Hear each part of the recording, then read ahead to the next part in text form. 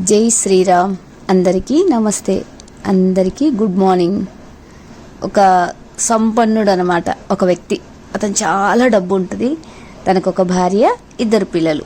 తీర్థయాత్రలు తిరగాలని ఊర్లు అంటే దేవుడి గుళ్ళు గోపురాలు అన్నీ తిరుగుతూ వస్తూ ఉన్నారనమాట.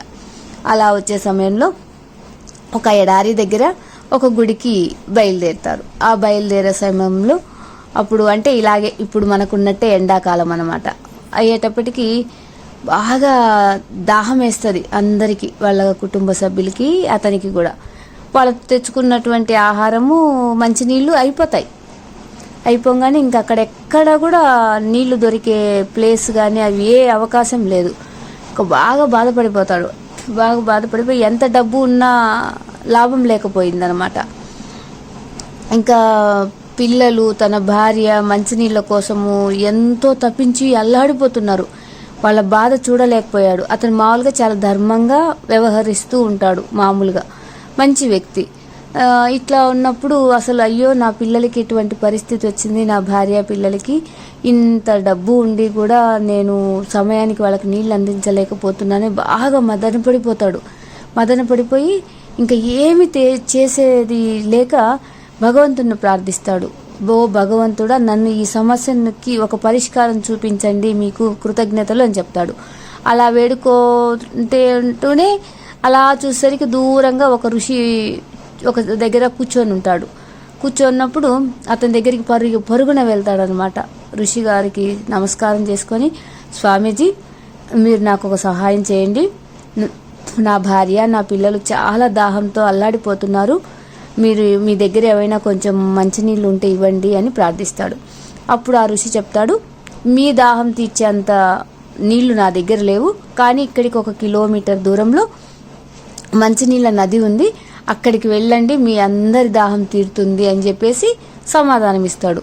అప్పుడు ఆ వ్యక్తి ఆ ఋషి చూపించిన వైపుకు పరుగున వెళ్ళి వాళ్ళ భార్య పిల్లల్ని తీసుకెళ్ళాడనమాట. వీళ్ళు నడవలేని స్థితిలో ఉంటారు, మీరు ఇక్కడే కూర్చోండి, నేను నదికి వెళ్ళి నీళ్లు తీసుకొస్తానని తను నీళ్లు తీసుకురావడానికి వెళ్తాడు అనమాట. వెళ్ళి నీళ్లు తీసుకొని వచ్చే సమయంలో దారి మధ్యలో వీళ్ళలాగే ఒక 5 మంది బాగా నీళ్ళకి ఇబ్బంది పడిపోతుంటారు. అప్పుడు అతను వాళ్ళని చూసి తట్టుకోలేక ఏం చేస్తాడు, తన దగ్గర ఉన్న నీళ్లు వాళ్ళకి ఇచ్చేస్తాడు. వాళ్ళు తాగేస్తారు. మళ్ళీ వీళ్ళ భార్య పిల్లలకి నీళ్లు కావాలి కదా, అప్పుడు మళ్ళీ పరుగున వెళ్ళి మళ్ళీ నీళ్లు తీసుకొని మళ్ళీ వచ్చేసరికి మళ్ళీ వేరే వాళ్ళు కనిపిస్తే మళ్ళీ వాళ్ళకి ఇచ్చేస్తాడు. ఇంకా మళ్ళీ పరుగున వెళ్ళి నీళ్లు ముంచుకొని తీసుకొని వచ్చేసరికి తన భార్య పిల్లలు అందరూ పడిపోయి ఉంటారు. పడిపోగానే తెచ్చిన నీళ్లు వాళ్ళ ముఖాన్ని చల్లి లేపితే లాభం లేదు, అందరూ భగవంతుడి దగ్గరికి వెళ్ళిపోతారు, ఎవ్వరు మిగలరు అనమాట. ఆ ముగ్గురు ఆ పరిస్థితిలో ఉండేసరికి తను ఎంతో బాధపడి బాగా దుఃఖించి ఇంకా ఏడవడానికి కూడా ఓపిక లేక, అయ్యో నేనేమి ఇంత పాపం చేశాను నా కుటుంబానికి ఈ పరిస్థితి రావడానికి అని చెప్పేసి, నేను చేసిన పాపం ఏందని తనలో తను మాట్లాడుకుంటూ, ఋషి ఉన్నాడు కదా అక్కడ దూరంగా, అతని దగ్గరికి వెళ్తాడు. పరుగున వెళ్ళి ఆయన పాదాల మీద పడి, ఏమి స్వామి నేను చేసిన పాపం ఏంటి, నా కుటుంబానికి ఇటువంటి దుర్గతి పట్టింది అని చెప్పేసి బాధపడితే అప్పుడు చెప్తాడు ఋషి, నువ్వు చేసిన పాపం ఏంటి అని అంటే ఒక్కొక్కసారి ఆలోచించండి అని అంటాడు.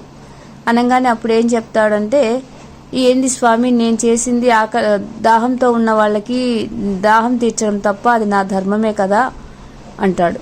సరే నాయన కాదు అనను, ధర్మమే చేసావు అని చెప్తే అప్పుడు అతను అంటాడు, ఇప్పుడు నేను ఇది ఆశించి నేను చేయలేదు, వాళ్ళకి పుణ్యం అనేది ఆశించి చేయలేదు అంటాడు. అప్పుడు ఋషి అంటారు, నువ్వు చేసినటువంటి ధర్మము నీ కుటుంబాన్ని కాపాడలేనటువంటి ధర్మం నువ్వు చేసి లాభం ఏంటి, నీ కుటుంబం కాపాడడానికి పనికి రాలేదు కదా, నువ్వు అంత వాళ్ళకి దాహం తీర్చాను అని నువ్వు అనుకుంటూ గొప్పపోతున్నావు.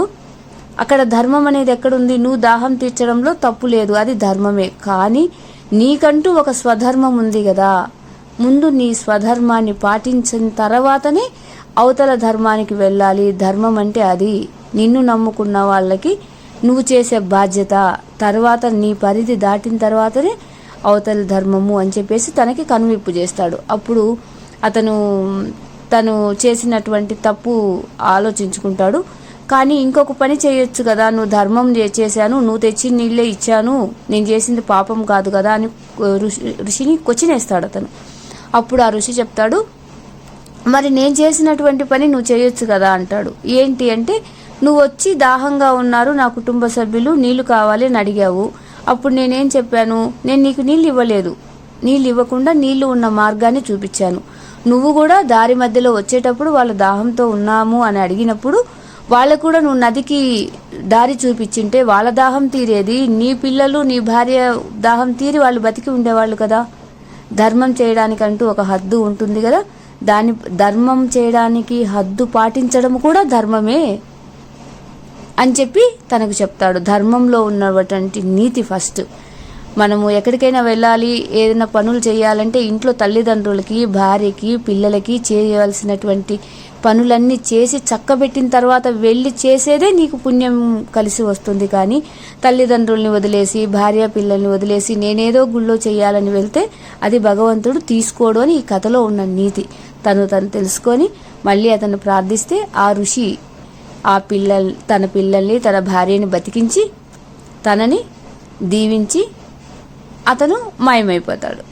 అంటే ఈ కథలో ఉన్న నీతి ఏమిటి అంటే, ముందు మన పనులు మన ధర్మం, పనులు కాదు ధర్మం పాటించడమే ధర్మం. మన స్వధర్మం పాటించిన తర్వాతనే అవతలి వాళ్ళకి చేసేదే ధర్మమైన ఖాతాలోకి వస్తుంది. Thank you Sairam.